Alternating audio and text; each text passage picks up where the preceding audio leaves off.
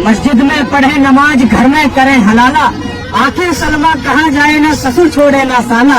तेरी जय हो अल्लाह ताला। তোদেরকে আমি গালিও দিব না, আমরা কিচ্ছু করব না। তোরা যে নিকৃষ্ট জাতি তার বড় প্রমাণ তোরা আবার দিলি।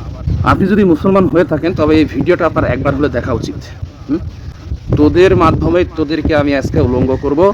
দয়া করে সকলে ভিডিওটা দেখবেন এবং তোরাও দেখবি। তোদেরকে দিয়ে তোদেরকে জবাব দেব। আপনারা দেখুন, দুনিয়াতে এমনও জাতি রয়েছে যারা জানে না কি খেতে হবে আর কি না খেতে হবে, অথচ একটা ছোট জানোয়ার, একটা পশু জানে যে কি খেতে হবে আর কি না খেতে হবে।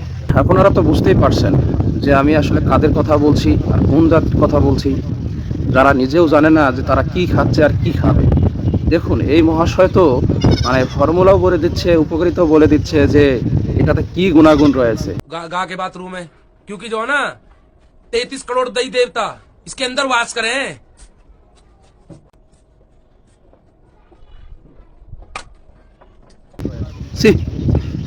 আমার ভাবতেও ঘৃণা লাগে যে আসলে এরা মানুষ হয়ে এই জিনিসগুলো কিভাবে খায়। सुबह उठ करके गौमूत्र पियो, गौमूत्र के फायदे सुन लो। गौमूत्र पीने से अर्थराइटिस अच्छा होता है। আরে ভাই, আজ পর্যন্ত কি কোনো পশুকে, জানোয়ারকে দেখেছেন যে এরা এভাবে মূত্র কিংবা পায়খানা এভাবে তারা খেতে পারে, খায় কখনো? আর সেই জাতি কতটা ডেভেলপ হলে কিংবা কতটা ক্ষীণ মনের হলে এমনটা করতে পারে যে একটা মানুষেরা কিভাবে এই ধরনের কাজ করতে পারে। আমার কথা মনে হলে, এই কথাগুলো মনে হলেই কেমন জানি বমি আসে ভাই, সত্য বলছি।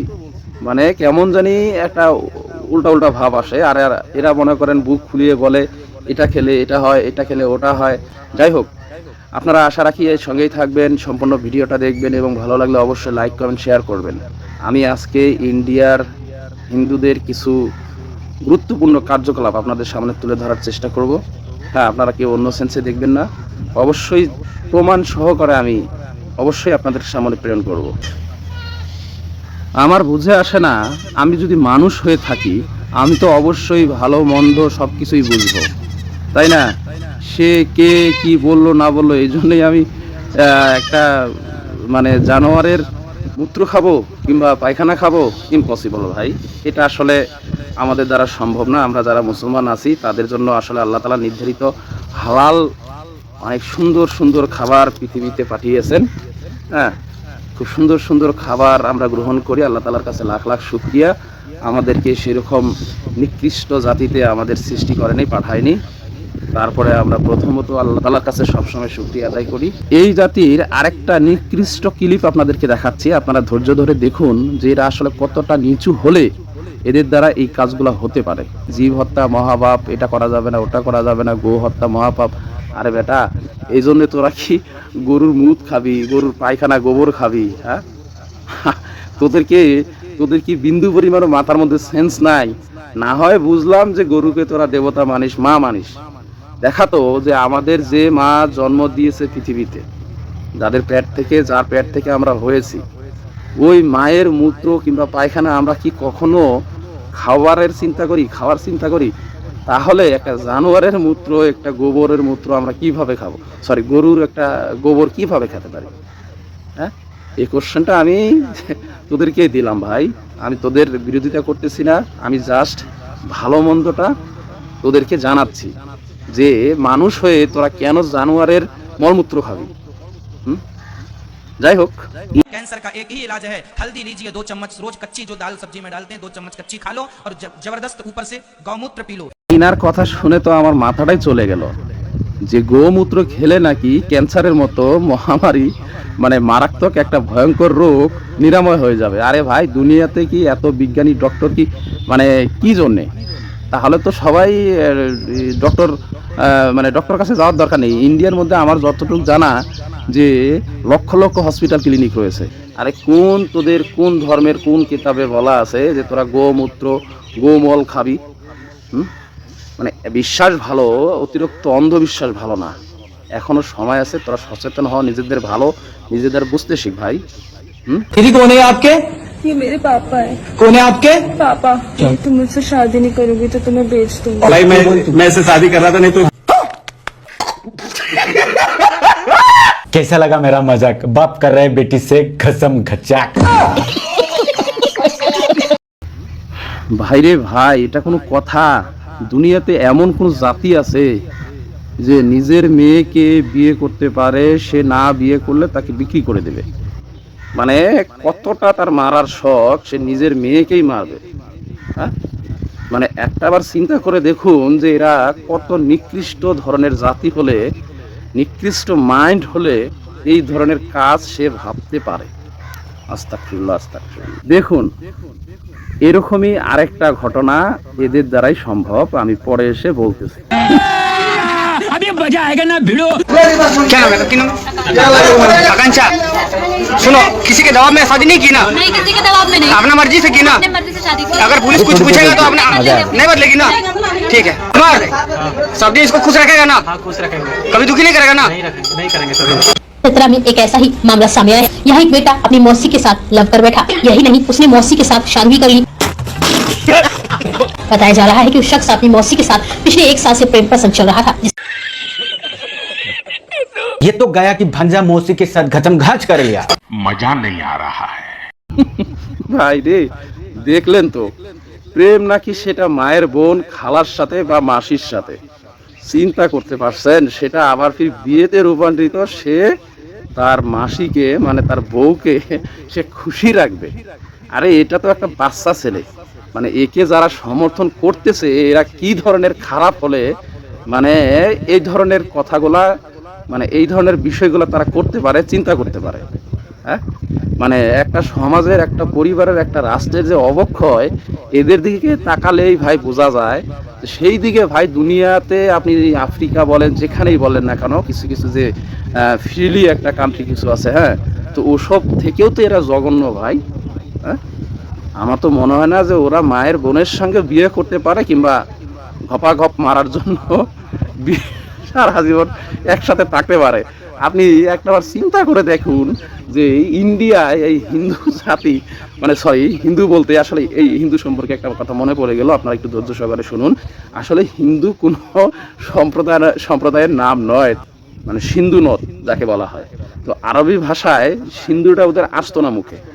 তো সিন্ধু যেরকম মনে করেন কিছু উত্তরবঙ্গের মানুষ বলে অংপুর, রংকে মানে রংপুরকে অংপুর বলে, আবার ফির রংকে অং বলে, এরকম। তো ওদের মুখে মনে করেন আরবিতে সিন্ধুটা আসতো না। তো সিন্ধুটা আসতো না, তারপরে আসতো কি হিন্দু, মানে সেই থেকে হিন্দু তারা বলতো হিন্দুস্তান, সেই থেকে তাদের ধর্ম নিয়ে নিছে হিন্দু ধর্ম। তার মানে বোঝা গেল মুসলিমদের দেওয়াই হলো তাদের ধর্মের নাম। যাই হোক, ওদিকে আমি যাচ্ছি না।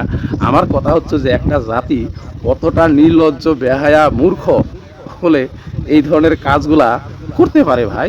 এখনই শেষ হয়নি খেলা, আপনি ধৈর্য ধরে দেখুন, কেবল বাসার দান উল্টিচ্ছে। मामी का दिल आया भांजे पर और भांजा मामी को लेकर विरोध हुआ। मामी को इश्क हो गया, अपने ही भाग गया भांजे से। प्यार कैसे हो जाता है? अब प्यार अब प्यार तो इन्होंने भी किया है तो लेकिन ऐसा होता नहीं कि आधी घरवाली होती है, ये तो लोग मजाक के तौर पे बोलते हैं। लेकिन मामी में तो इस तरह का कभी नहीं सुना था कि आधा हक होता है। कैसा लगा मेरा मजाक? भंजे ने मामी को ही पटा लिया, मामी के साथ ही घचम घाच। দেখলেন ভাই, এরা নিজের মামিকেও ছাড়লো না, মামিকে বিয়ে করে এরা ঘপা মেরে বাচ্চাও পয়দা করে দিল। কি বলবেন আর বলেন? দেখুন, অন্ধ ये देखना बाकी था, अंधभक्त देखो। कुछ दिन पहले तो गाय माता का मूत्र पीता, आज कुत्ते माता का दूध पी रहा है।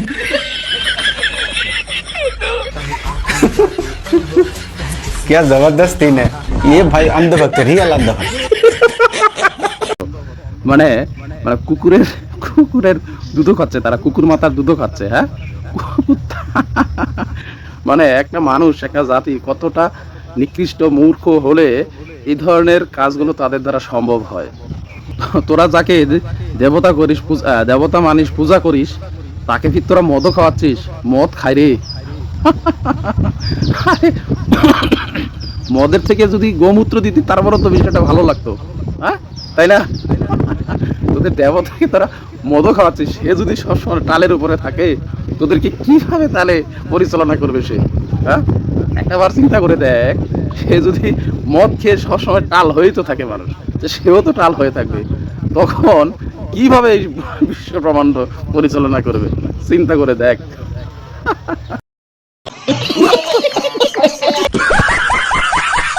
যাই হোক, অনেক হলো, আর ওদিকে যাচ্ছি না।